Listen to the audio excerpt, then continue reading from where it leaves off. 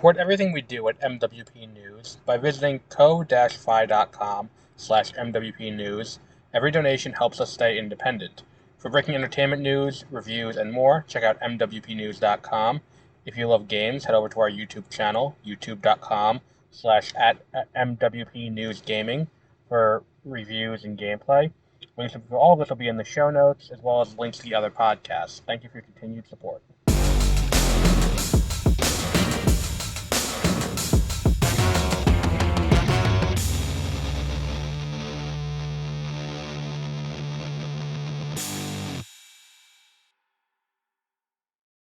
Good evening and welcome to Beware of Spoilers. I am Adam. God damn, that was a fucking perfect movie. I just saw Superman. And I don't know if it's something that's kind of bled through. It's just like, in terms of just general everything that's been happening in the real world and in everything going on, not just personally, but just kind of macro level, but also like on the personal level, everything's kind of just been kind of a little shitty. Or in a lot of cases, kind of very shitty. But the idea that we get this Superman movie now, this is exactly the movie we need. It is infectiously optimistic. It is this, and to an extent, let's address Superman the character, because we weren't doing this podcast when Man of Steel came out. That was 2013. And I think, to an extent, Zack Snyder's Superman reflects the era it's from. It's a darker, grittier take. It's meant to kind of, set itself apart. But I think the thing now that we have with this new take on Superman is setting itself apart from Marvel in a way that is just so beyond what you would ever expect it to be. So, this is a lived-in DC universe, which I think works for this movie. It'll be interesting to see if they eventually retcon Hawkgirl, because, they don't address it, but Hawkgirl is also an alien. I'm just at a loss for words with this, because it's the thing about this movie is, and I see why there's a lot of consternation calling the movie woke and all of that. It's like how they were calling Gladiator woke, and it's like, why? What problem does Elon Musk have with Gladiator besides you got Gladiator 2? Besides the only thing worse than an emperor who thinks he runs everything is the rich guy who's whispering in his ear and control. Oh wait, no, I get it now. When you say it out loud, it kind of all clicks. And with this movie, it's one of those things people are calling it woke. Why are people calling it woke? Oh, Superman's an immigrant. It's not that, though. There's a lot of other elements of this movie that are just so, positive. Oh, fuck this. The traffic situation is unruly. So we're just going to go this way instead. Because I am not getting stuck at this intersection at this time of day. So, the idea that, there is a press that will, what an asshole. There is a press that will act to put people in their place when they're doing wrong. The fact that we have this guy who's out there and is going to go out of his way to use this great power that he has to, there's going to be an accident here. He's going to use this great power to help people and not for personal gain. And it's something that they do kind of address in the movie, this idea that, clearly what's his ulterior motive? And then Lex kind of plays into that a little bit, where it's his family sent him here to destroy us. And it's it's a guy who's good for the sake of being good. And it's just him going around just the moments of his saving people. I said it when we saw Justice League. The one of the things, I think it was in the Whedon cut, but I think it was something that was just Whedon. It wasn't Snyder. It was the moment with the Flash having that moment in the tunnels of Gotham, and he goes, I don't know how to do this. I usually just push the guy and run away. And Batman goes, I just want you to focus on saving one person. Just go out there, save one person, bring them to safety, then go out there and do that over and over again. It's this great little moment between these. It's probably the best moment in the movie, including the Snyder Cut. Like, it's this moment of, like, we're here to be heroes. We're here to help. We're not here to, like, yeah, we're going to help everyone, but we're going to help these individuals too. And that's what this movie is. You get this giant kaiju fight where there's this kaiju there, and then you get the arrival of the Justice Gang, which the name's not going to stick. Obviously, it's going to end up being the Justice Society or the Justice League. But, like, you get that moment, and it's this whole thing of, you know, Superman is going around saving people while the Justice Gang dispatches the kaiju. Superman is just saving people. He's protecting a little girl who's about to get crushed by these pipes. There's a squirrel that's going to get crushed, a dog that's going to get crushed. He is just there to save people. And it's just, that's what this man is doing. And for this ideological battle to come down at the end with him and Lex at the end, like the moment of him face to face with Lex in this movie are probably some of my favorite things in this movie. Like the early one where he comes in after Lex abducts Crypto and he's like, "Where's the dog?" And he's just having the conversation and what's it called? And he's just in a rage. Like, that whole thing is great. And Lex knowing he has Superman in check and gloating in that moment, that whole thing is great. You get to the thing at the end when there's that final confrontation, he realizes Superman's coming, he goes to run and Superman just kind of mows him down. Like, that whole thing is just fantastic, because again, Superman's not going to kill this guy. And that's who Superman is. And I think that this movie understands Superman, and Gunn understands Superman to a degree that I don't want to sit here and just be like, oh, well, Snyder, I don't want to shit on Zack Snyder just for the sake of shitting on Zack Snyder. I don't think it's gonna, do anything. Like, but like, this is not how you go in this thing. And that's also not a lane. Does no one know how to drive? But it's like this whole thing where you're like, he understands who this character is. This character is defined by the power. It's not about the power. It's about having the power and not using it. That's what the character's about. And that's what works about this movie. I love the dynamic of everyone at the Daily Planet. I like Jimmy Olsen, even though he didn't really get too much to... I mean, he has a pretty large role in the movie. I don't think he's developed that well. I love Rachel Brosnahan as Lois. She is fantastic in this role. David Corenswet is also fantastic as Superman and Clark Kent. We don't get a lot of Clark Kent in this movie. It's a lot of Superman. But the moments of Clark Kent really do work. And he does that very well, too. Like I said it when the trailer came out, that second trailer, or the second real trailer, that wasn't just the opening of the movie. Like, him talking to, him doing the interview with Lois. Like, the way he switches it on and off is fantastic. I like the Justice Gang too. I think Nathan Fillion is really good as Guy Gardner. I think that Isabella Merced didn't get a ton to do here. She was kind of the shining point of The Last of Us season 2. So I enjoyed her performance there, and you get a little bit of her here. Not really enough. I'd like to see her get some more time, but really, what are you going to do at Hawkgirl? And it's just who was the other one? I don't know the actor's name. He played Darwin in X-Men First Class, in that disgusting scene from X-Men First Class, where it's like, why couldn't he adapt to that? But he's Mr. Terrific in this. And maybe this is a hot take, but the costume was better on Arrow, I think, than the costume here. I think the effects work a little bit better here, obviously, than Arrow. But I almost called him Echo Calum because that's the guy who played him on Arrow. But I really like him, and I love his dynamic with Superman. I really want to see this world fleshed out a little bit more. The next time we're going to really see this world, we're going to have Peacemaker, who has a little cameo in this movie. But we're going to have Peacemaker, and then we're going to have...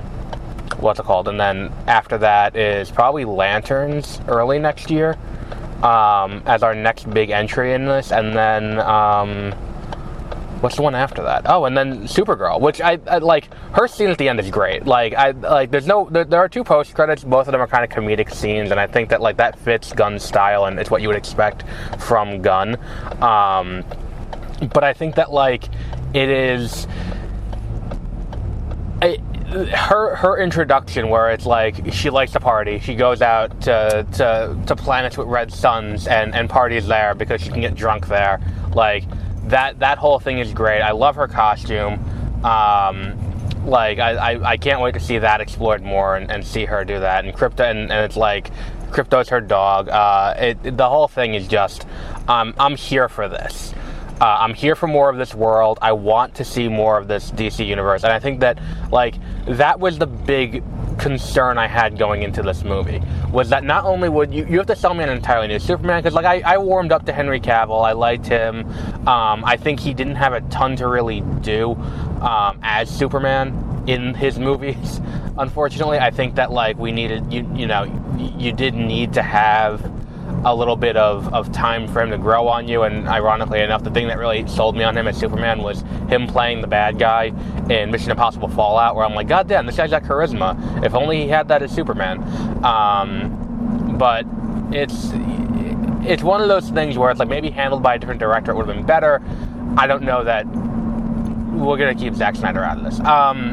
But it's just, I think that this movie sold me on this entire cast of characters to the point that I'm like, I want to see more. I want to see more of this world. I want to see more happen here. And it's one of those things where it's like, I left this movie with this, it's infectiously optimistic, I think I said. And I think that's the term I'm going to use to describe it. Because it's like, look, it's not,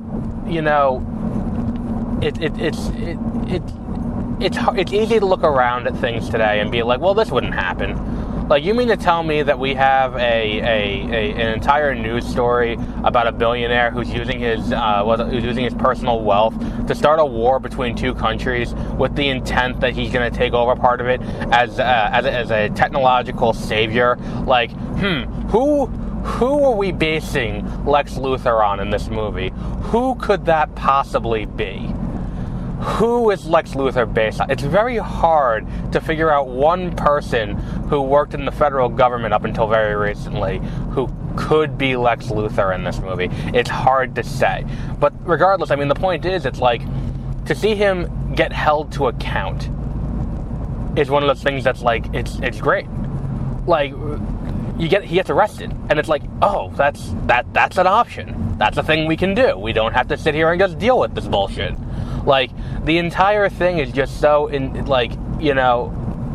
great in that regard. The idea that you have someone with this level of power who won't just use it for personal gain, and he's just going to selflessly put himself on the line. The first thing we see in this movie, besides the opening text explaining the history of metahumans in this universe, is we're opened with Superman getting his ass kicked. And the aftermath of that, him crashing in. We've seen the clip a million times because it was in all the commercials, it was in the trailer, it was in all this. Superman landing in the Antarctic, Krypto dragging him back to the Fortress of Solitude, and him, getting healed by the sun. And then we see the clip of him, of the parents, and it's just, that whole thing works. And then the first thing he does, it's like, your power's not back yet, I don't care, I have to get back to Metropolis right now. If I don't, people will die. I need to go back right into the fight. And to open the movie on him in that battered, beaten, and then he's like, you know what? Going right back in. Is such a great opening for this movie. And it immediately tells you on exactly what this is going to be. I think the whole lived-in DC universe of it all is going to be the thing that's going to be the issue for some people. I think that there's going to be a lot of people who don't quite gel with that, and I understand that issue, because my thing with that is, if you're not well versed or you're not equipped for that going in, it's something that could catch you off guard, where it's like, oh, and this is like, it's not like Iron Man, where it's like Iron Man is the launch, or even Man of Steel, where Man of Steel is meant to be the launch of the DC universe, or the DC extended universe. Iron Man was meant to be the launch of the, of that. I think this is really the first time we've seen a franchise where we kind of start, and it's like the universe is already here. It's already started, and we're kind of in the middle of this already. We're not trying to build out that like Superman's the first hero, and no one else has arrived before him. It's like, no, this is a universe that has existed for a while. Superman himself has existed for a while. Superman himself has been active for 3 years when the movie starts, and it's a great opening with that. We don't just sit here and rewatch him get jettisoned off of Krypton. He's just here. And even the thing like the mom Pa Kent sequence when he goes back to Smallville after being in the alien prison, it's just when he goes there, it's like this great moment with the heart to heart with Pa Kent. It's like the dad feeling emotion at seeing the son get his ass kicked and just like, is he gonna be okay? Like the raw emotion. Kevin Costner is a great actor. I do not buy that Pa Kent would have ever done that in the previous iteration. Like, it's and I know I was going to try to avoid referencing Man of Steel, but it's kind of hard when it's the most recent. It's like a reboot. This is a reboot. It's a soft reboot. It's a hard reboot of this franchise. I mean, soft kind of, because like it's tangentially related to the DCEU, but not really. We talked about this a little bit a few months back when we talked about Creature Commandos. Like, the idea that, like, Creature Commandos is a spin-off of Suicide Squad and Peacemaker.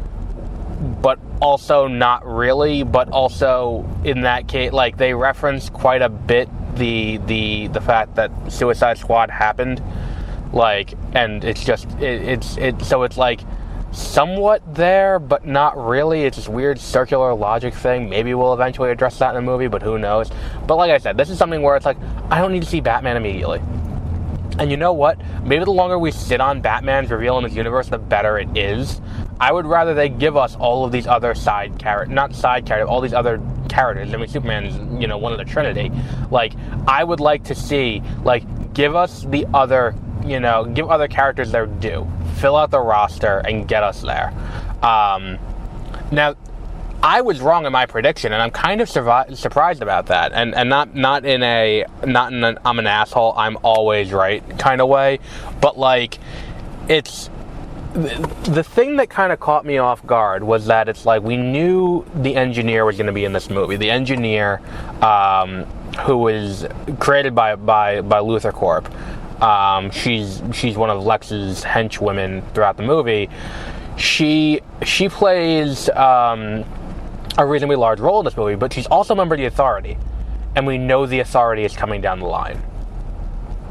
How is this going to work based on where this movie kind of ends? We know she's alive. We don't get really, like, we don't see a body, so it's not really that she's dead. We just get kind of like, oh, her heart's still beating. And then we don't see her affirmatively fall into the black hole. So it's like, okay, that's cool. But what's the, where does this go? Because, like, I was under the impression that what was going to end up happening was she would, like, the Justice Gang Justice League wouldn't want to be under the thumb of Waller and Rick Flag Sr., so they would go off and do their own thing. Meanwhile, they need to do their own, so maybe that's where they're going. Because this is all headed towards, I believe, Justice League versus the Authority. That's where I think this is all going, and that's going to be the big crossover movie. It's going to be Justice League versus the Authority, and I'm here for that. I will watch that movie. I'm very much here for that. But also, it's like, it feels unfair to be like, oh, well, they're not setting this up enough yet, because it's like, at the same time, you don't need to rush it. Let's just get there. The next one's going to be Supergirl. And I gotta stop calling it Supergirl Woman of Tomorrow, because that's not the name of the movie anymore. It's just Supergirl. We have Swamp Thing coming. I'm cautiously optimistic. I'm not overeager about that, but hey, maybe that'll be cool. But this is just absolute perfection of a movie. The CGI is a little spotty at times. There's a CGI baby that is on screen a lot. They do a lot of CGI work around Crypto, and it doesn't always look right, which is unfortunate. There is quite a bit of what's it called? There's, like, the CGI of, like, there are times where the CGI flying doesn't look great with Superman, which is, again, also unfortunate. And there's some spotty CGI when it comes to what was the one other thing that I was like, oh, that doesn't look great? Him flying at times, it just kind of looks kind of video gamey, and I'm like, yeah, that's all right, that's something. But just goddamn, it's just, this is the movie to go see. This is it. This is the kind of thing that, like, if you're someone like me, like, because that's the thing, is that it's like, I don't know about anyone else, but it's just the way things have been going lately. It hasn't been great in general with the slow march towards fascism and the more rapid goose stepping towards fascism that we've been in, and the general just kind of everything going on, and it's just the personal issues I've been having, which is what led to the shortage of episodes regarding my car and all of that. I left this and I was just like, God damn, this is what I needed to see.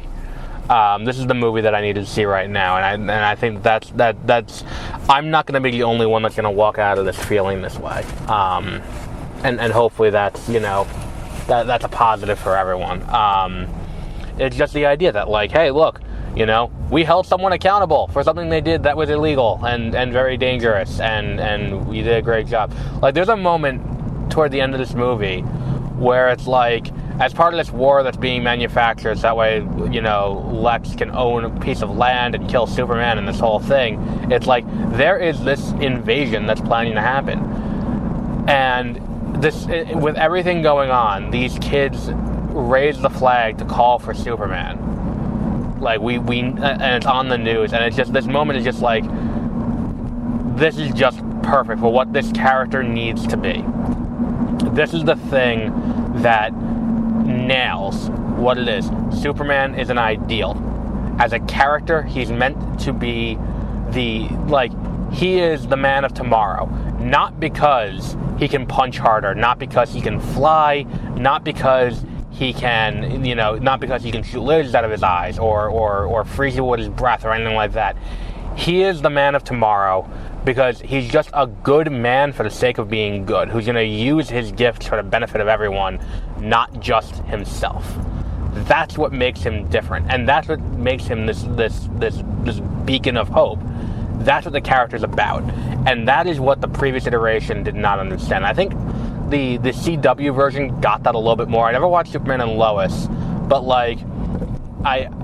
just in terms of the way he carried the character, I always thought Tyler Hoechlin did a great job of carrying himself as Superman in that show. And I think to an extent, Supergirl definitely understood that. Supergirl definitely understood that, but I think this nails it a little bit better. I want to see Millie Alcock's take on Supergirl in more than a few seconds, where she's getting mauled by Crypto. But we'll see how, that'll be next year. So, we will see, we'll see that then. But I'm very much, I'm very much interested in that. I think this movie is exactly what it needed to be. And I think that this is going to generate enough interest in the DC EU, or the DCU, the new DCU, that's going to carry us through to getting more of this. Hopefully that's the case.